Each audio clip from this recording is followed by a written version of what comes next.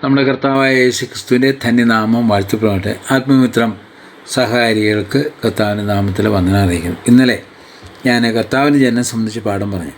അവിടെ ഞാൻ ആ ജനന സമയവും തീയതിയൊക്കെ പറഞ്ഞൊരു ചെറിയൊരു അപവ്യക്ത പോലെ തോന്നിയത് ഞാനും ഇത്തിരി രാത്രിയായിട്ടാണ്.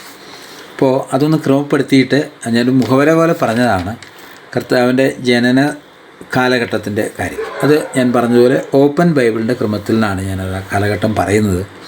കർത്താവിൻ്റെ ജനനം എന്നുള്ളത് AD 3 നടന്നു. AD 1 മിസ്രൈമിലേക്ക് പോയി. അന്ന് കർത്താവ് 2 വയസ്സുണ്ട്. AD 4 മടങ്ങി വരുമ്പോൾ 7 വയസ്സുണ്ട്. AD 9 യെരുശലേം ദേവാലയത്തിലേക്ക് നസ്രയത്തിൽ നിന്ന് വരുമ്പോൾ 12 വയസ്സുണ്ട്. കർത്താവ് സ്നാനമേൽക്കാനായിട്ട് യോർദാനിലേക്ക് വരുമ്പോൾ 30 വയസ്സുണ്ട്. AD 27 നടക്കുന്നത്.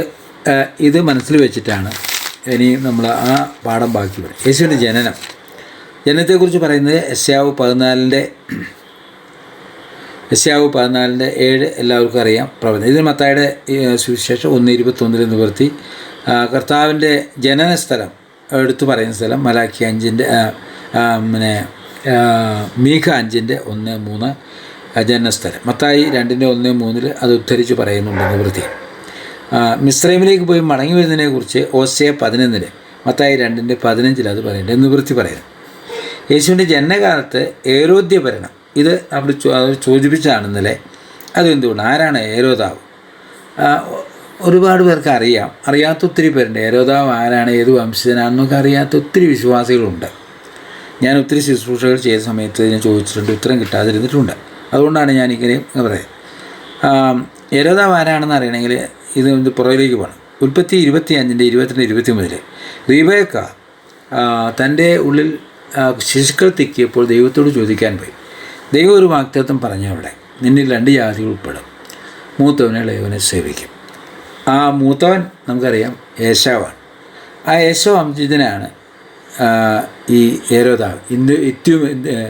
ഇദ്യൂമനായ അന്തിപ്പോത്തരുടെ മകനായ ഹേരോദാവാണ്. അപ്പോൾ ഇദ്യൂമരുടെ ഭരണം എങ്ങനെയാണ് യഹൂദയിൽ വന്ന വഴി, അതല്പം രസകരമാണ് അതിൻ്റെ വഴികളൊക്കെ പറയാനായിട്ട്. പക്ഷേ യഹൂദ ഭരിക്കുവാനായിട്ട് പ്രവാസകാലത്ത് മടങ്ങി വന്ന ശേഷം ഇസ്രായേലിന് ഒരു രാജാവായിട്ട് ഭരിക്കുവാൻ ആരും ഉണ്ടായിരുന്നില്ല.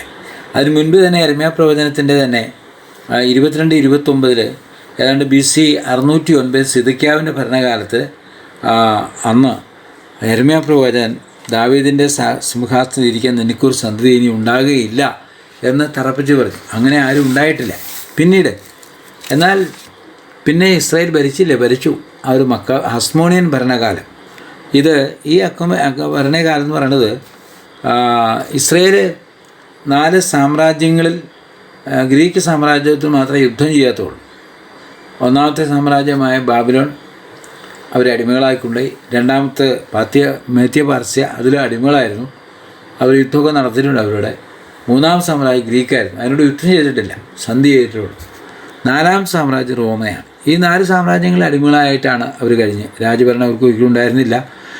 പാർത്തിയുടെ കാലത്ത് അവർക്ക് ദേവാലയം പണിയാനുള്ള അവസരം കിട്ടിയെങ്കിൽ പോലും ടോളമിയുടെ ഇടക്കാല പലസ്തീൻ്റെ ഭരണകാലത്ത് അവർക്ക് പ്രവിശ്യ സ്വാതന്ത്ര്യം ഉണ്ടായിരുന്നു, ഒഴിച്ച് രാജഭരണം അവർക്ക് ഉണ്ടായിരുന്നില്ല. എന്നാൽ അവർക്ക് രാജഭരണം അവർ ശ്രദ്ധിച്ചത് BC 320 പലസ്തീൻ മിസ്രൈം പിടിച്ചു. ആ കാലത്ത് ഏദോമരെയൊക്കെ അവിടുന്ന് ചിതറിച്ചു, ഏദോമും പിടിച്ചടക്കിയവർ. എന്നാൽ BC 314 ആയപ്പോൾ സിറിയ രാജാവ് അന്ത്യോക്യ മിസ്രൈമിനെയൊക്കെ അടിമപ്പെടുത്തി പലസ്തീൻ പിടിച്ചെടുത്തു. BC 198 പലസ്തീൻ്റെ ഭരണം നേരിട്ട് നടത്തി. അതുവരെ അവർക്കൊരു പ്രാക്ടിക്കൽ പദവി എന്ന് വെച്ചാൽ ഒരു എന്താ പറയുക, രാജാവിന് കപ്പം കൊടുത്ത് ഇവർ ഭരിക്കുന്ന സ്ഥിതിയായിരുന്നു. എന്നാൽ 198 ആയപ്പോൾ അവർ നേരിട്ട് ഭരണം നടത്തി. 169 ആയപ്പോൾ അന്ത്യോക്യ ദേവാലയം അശുദ്ധമാക്കി. ആ കാലത്ത് ഗ്രീക്ക് ഭരണത്തിൻ്റെ നീചത്വം അഥവാ അന്ത്യോക്യോസിൻ്റെയും ഭരണത്തിൻ്റെ ദുർഭരണം നിമിത്തം ഇസ്രായേൽ ചൂടുപിടിച്ചൊരു കാലമുണ്ട്. അക്കാലത്ത് ഉരുത്തിരിഞ്ഞൊരു കൂട്ടമുണ്ട്, അസദ്യർ, തീഷ്ണഭക്തരെന്ന് അർത്ഥം വരുന്നത്. ആ അസദ്യർ അവർ പറഞ്ഞു, ഞങ്ങളുടെ മുഴുവൻ രക്തം ചൊരിയേണ്ടി വന്നാലും ന്യായപ്രമാണത്തിൻ്റെ വള്ളിയോ പുള്ളിയിൽ നിന്ന് വിസർഗം വരാനോ അന്യദൈവത്തെ സേവിക്കാനോ ഞങ്ങൾക്ക് ഇടവരരുത്, അങ്ങനെ വരില്ല എന്ന് തീരുമാനിച്ചു. ആ തീരുമാനിച്ച കൂട്ടത്തിൻ്റെ തലവൻ എന്ന് വേണമെങ്കിൽ പറയാവുന്ന ആളായിരുന്നു മക്കാബിയ മത്യാസ് അവരുടെ മക്കൾ. ഈ ദേവാലയം പിടിച്ചെടുത്ത ശേഷം നടന്ന ആ യുദ്ധം വൃക്ഷമായി 25 ദീർഘവർഷം യുദ്ധം ചെയ്തു. ആ യുദ്ധത്തിൽ ഏതാണ്ട് മക്കിയ മത്യാസും മക്കളും ചേർന്ന് 169 അസദ്യർ 169 അവർ അന്തിയോക്കസ് എപ്പിഫാനോസിനെ ഒരു പടയാളി ഒരു കുതിര പോലും ഇല്ലാതെ അവിടുന്ന് തുരത്തി ആ രാജ്യം ഇസ്രായേൽ പൂർവ്വമായി അവർ പിടിച്ചെടുത്തു. ദേവാലയം ശുദ്ധീകരിച്ചു, ആരാധന തുടങ്ങി. എന്നാൽ 20 വർഷമെങ്കിലും ഒരു മീഡിയേറ്ററായ ഭരണമേ നടന്നുള്ളൂ. അതിനുശേഷം സൈമൺ മക്കാബിനെ ഭരണം എടുത്തു. ഈ മത്യാസ് മക്കാബിന് 5 മക്കളായിരുന്നു. ഈ 5 മക്കളും അവർ യുദ്ധസന്നദ്ധരായി ഇറങ്ങി. പക്ഷേ അതിൽ 3 പേരും അപ്പനും നേരത്തെ മരിച്ചു. യൂദ കുറച്ച് നാൾ ഈ നേതൃത്വ നിരയിൽ നിന്നിരുന്ന ആളാണ്. യൂദയും മരിച്ചു. 5ാമത്തെ മകനായ അവിടെ സൈമൺ അഥവാ ശിമോൻ മാത്രം ശേഷിച്ചു. അദ്ദേഹമാണ് 20 വർഷക്കാലം അവരെ നടത്തിയത്. 114 ഭരണം അവരെ ഏറ്റെടുത്തു. 80 വർഷം 8 പേര് ഇസ്രായേൽ ഭരിച്ചു എന്ന് പറഞ്ഞാൽ BC 65 വരെ 114 മുതൽ 65 വരെ 8 പേര് ഒരു സ്ത്രീ ഉൾപ്പെടെ ഒരു ഇസ്രായേൽ രാജ്യം ഭരിച്ചു. അതിനെ അസ്മോണിയ ഭരണം പറയും. അസദ്യർ അവിടെ ഒരു പിരിച്ചിലുണ്ടായി. ഈ ഒരിക്കലും മക്കാബിയൻ യഹൂദനായിരുന്നില്ല, യഹൂദ കുലമല്ലായിരുന്നു. 1 ദിനവൃത്തം 24:7 പറയുന്ന സാദോക്യ കുലത്തിൽപ്പെട്ട ബെരിയാവിൻ്റെ സന്തതി പരമ്പരയിൽപ്പെട്ടവരായിരുന്നു. അവിടെ ഒരു സാദോക്യരായിരുന്നു. അവർക്ക് രാജ്യഭരണം പറഞ്ഞിട്ടില്ല. അവർക്ക് പൗരോഹിത്യം ഉണ്ടായിരുന്നു. എന്നാൽ ഇവർ രാജാവും പുരോഹിതനുമായി ഇവർ തമ്മിൽ മത്സരമുണ്ടായി. ഈ മത്സരം ഈ മക്കാബിയ ഭരണത്തെ ചിതറിപോവുകയും AD 65 ആയപ്പോഴേക്കും ആ ഭരണം അവരുടെ അവസാനിച്ചു.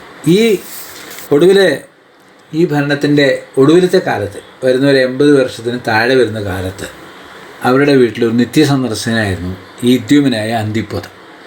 ആ വീട്ടിലെ അതൊരു പ്രഭുവായിരുന്നു, പ്രമാണിയായിരുന്നു ഏദോമിര് എന്ന് പറഞ്ഞാൽ ഏശാവർ. അപ്പോൾ അദ്ദേഹം ഈ ബന്ധം അവരുടെ ഈ ജോണർക്കാസിൻ്റെ സഹോദരിയായ മറിയാമിനെ തൻ്റെ മകനെ കൊണ്ട് കല്യാണം കഴിപ്പിച്ചു. അതിനൊരു കുടുംബ ബന്ധമാണോ അവരുടെ വഴക്കിനൊക്കെ മധ്യസ്ഥനായിരുന്നു. പക്ഷേ ഇദ്ദേഹം ഒരു കാര്യം ചെയ്തു. ആ സമയത്ത് റോമ ഭരണം ഗ്രീക്ക് അസ്തമിച്ചു. റോമ പോംബെ ഭരണം ഏറ്റെടുത്തു. ഇവിടെ ഈ അസ്വൈര്യവും പ്രശ്നങ്ങളെല്ലാം തന്നെ പോംബെ കണ്ട് പറഞ്ഞുകൊണ്ടിരുന്നു. അങ്ങനെ 65 ആയപ്പോൾ ഇവരെ മുഴുവനും നിർമൂലമാക്കി മാറ്റി നിർത്തിക്കൊണ്ട് പോംബെ നേരിട്ട് പലസ്തീൻ്റെ ഭരണം ഏറ്റെടുത്തു. അതിന് പ്രൊക്യൂട്ടർ പദവി അന്തിപ്പോത്തർക്ക് കൊടുത്തു. അങ്ങനെ AD 63 പ്രൊക്യൂട്ടർ പദവി ഏറ്റെടുത്തു മഹാനായ ഹെരോദാവിൻ്റെ അപ്പനെ അന്ത്യം. 20 വർഷം പുള്ളി ആ നിലയിൽ നടത്തി. 20 വർഷം കഴിഞ്ഞ് AD 40 23 വർഷം 40 ഒരു അത്താഴ സന്ധ്യയിൽ ഈ മകൻ അപ്പനെ വിഷം കൊടുത്തു പോകുന്നു. അങ്ങനെ അന്തിപ്പോത്ര മരിച്ചു. മകനായ ഹെരോദാവ് ഭരണം ഏറ്റെടുത്തു. അവൻ്റെ ഭാര്യ മറിയാമ് ഉണ്ടായിരുന്നു. 2 ആൺമക്കൾ ജനിച്ചു. അപ്പോൾ തന്നെ തനിക്ക് ശമരിയയിലൊരു ശമരിയക്കാലത്തെ ഒരു സ്ത്രീയും കൂടെ ഉണ്ടായിരുന്നു. അവരിലും 5 മക്കളുണ്ടായിരുന്നു. ഏതായാലും താനെ ഈ അന്തിപ്പോത്തർക്കും ഈ ഇസ്രായേലിലൂടെ അല്ലെങ്കിൽ ഈ യൂതഭരണം എന്ന് പറയുന്നവരോട് കടുത്ത വിരോധമുണ്ടായി. കാരണം ഞാൻ പറഞ്ഞ 314 ഇവരെ രാജ്യം നഷ്ടപ്പെട്ടു. ഏതോമേരുടെ രാജ്യം മുഴുവൻ നഷ്ടപ്പെട്ടു. അതൊക്കെ പ്രവചനമുള്ളതാണ്. നമുക്ക് ആമോസിൻ്റെ പ്രവചനത്തിൽ പറഞ്ഞ കാര്യം നിവൃത്തിയതാണ്. അവർ രാജ്യം നഷ്ടപ്പെട്ട് ചിതറിക്കപ്പെട്ടിട്ട് അന്ന് സിറിയ അവരെ പിടിച്ചെടുത്ത് അവരെ അന്ന് ഗലീലയിലും പല സ്ഥലത്തും ചിതറിപ്പറഞ്ഞു. ഗലീലയിൽ പാർത്തുകൊണ്ടിരിക്കുമ്പോഴാണ് അസ്മോണിയൻ ഭരണം ഇസ്രായേലിന് കിട്ടിയ അസ്മോണിയൻ ഭരണം. ഈ അസ്മോണിയൻ ഭരണം ജോൺ ഇർക്കാനസ് ആ കാലത്ത് ഏതോമരെ അങ്ങേയറ്റം ഉപദ്രവിച്ചു, പീഡിപ്പിച്ചു, നിർബന്ധമായ മതിവർത്തനം നടത്തി. അവരെ മാത്രമല്ല ശമരിയയിൽ നടത്തി.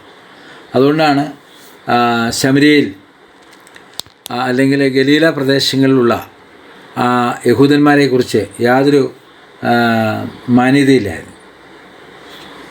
കർത്താവിൻ്റെ കാലത്ത് പീലാത്തോസ് ഗലീലക്കാരായ യഹൂദരുടെ രക്തം യാഗത്തിൽ ചേർത്ത് നരബലി കഴിച്ചു.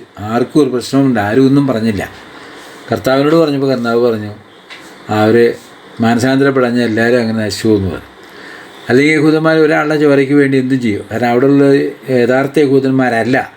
അതുകൊണ്ട് അവിടെ ഗലീലയിൽ നിന്ന് ഉള്ള യഹൂദന്മാർ ശുദ്ധ യഹൂദന്മാരല്ല എന്നൊരു വെപ്പുണ്ടായിരുന്നു. അത് ഗലീലായിരുന്നു നമ്മുടെ കർത്താവിനെക്കുറിച്ചും അവരത് പറഞ്ഞിരുന്നു. അത് ഞാൻ പിന്നീട് പഠനത്തിൽ ഓർപ്പിക്കുന്നതാണ്. അപ്പോൾ തീർച്ചയായിട്ടും ആ പഠനത്തിൻ്റെയൊക്കെ വൈരാഗ്യം തീർക്കാനും കൂടെ ആയിരുന്നു അന്തിപ്പോത്ര ഇവരോട് സഖ്യം ചെയ്തത്. ഒടുവിൽ ഭരണം തനിക്ക് കിട്ടി. തൻ്റെ മകനായ ഹെരോദാവിനെ മഹാനായ ഹെരോദാവ് എന്ന് വിളിക്കുന്നതിൽ യഹൂദന്മാർക്ക് ഇഷ്ടമില്ല, എങ്കിലും അങ്ങനെ വിളിച്ചു വരുന്ന ചരിത്രം. ഈ മഹാനായ ഹെരോദാവിൻ്റെ ഭരണം അദ്ദേഹം ഒരു കാര്യം ചെയ്തു. ഇസ്രായേലിനെ പ്രീണിപ്പെടുത്തിക്കൊണ്ട് ഇരിക്കാനായിട്ട് ദേവാലയം കുറേശ്ശെ പുതുക്കി പണിതുകൊണ്ടിരുന്നു. അതാണ് കർത്താവ് ഈ മന്ദിരം പൊളിപ്പി 3 നാൾ കൊണ്ട് ഞാൻ പണിയാമെന്ന് തൻ്റെ ശരീരത്തെക്കുറിച്ച് പറഞ്ഞവർ പറഞ്ഞു. 46 വർഷം കൊണ്ടാണ് ഇത് ഹെരോദാവ് പണിതത്, നീ 3 ദിവസം കൊണ്ട് പണിയെന്ന് ചോദിച്ചാൽ. ഈ എന്നും ദേവാലയത്തിൽ പണിയുണ്ടായിരിക്കും. അതുകൊണ്ട് യഹൂദന്മാർക്ക് അയാളോട് കൂറുണ്ടായിരുന്നു, ഒരു കൂട്ടർ. അപ്പോൾ തന്നെ യഹൂദന്മാരെ അയാൾ ഒന്നും വിളിക്കുകയും ചെയ്തിരുന്നു. ആദ്യം ചെയ്തത് സന്നിധി സംഘത്തിലെ 70 പേരെ കൊന്നു. അയാളുടെ ഭാര്യ പിതാവിനെയും അവരുടെ സഹോദരന്മാരെ ആന്തരീനെയും എല്ലാം കൊന്നു. ഏറ്റവും ഒടുവിൽ അദ്ദേഹത്തിൻ്റെ സ്വന്തം ഭാര്യ മറിയാമിനെയും 2 ആൺകുഞ്ഞുങ്ങളെയും സ്വന്തം ആളുകൾ വെട്ടിക്കൊന്നു. ഇനി യഹൂദ കുലത്തൊരു രാജാവ് ജനിക്കില്ലെന്ന് ഉറപ്പുവരുത്തിയിരിക്കുമ്പോഴാണ് വിദ്വാൻമാർ വന്ന് ചോദിച്ചത്, യഹൂദന്മാരെ രാജാവായി പിറന്നവനയുടെ അവൻ്റെ നക്ഷത്രം ഞങ്ങൾ കിഴക്ക് കണ്ടു വന്നിരിക്കുകയാണ്. അതുകൊണ്ടാണ് ഹെരോദാവ് ഭ്രമിച്ചത്.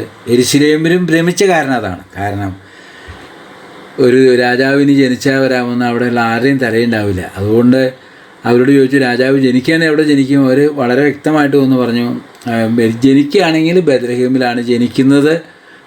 മറ്റേ കുഞ്ഞുനന്മാർ പറഞ്ഞ പോലെ ദീപസ്തംഭം മഹാശ്ശേരി എനിക്കും കിട്ടണം പണം.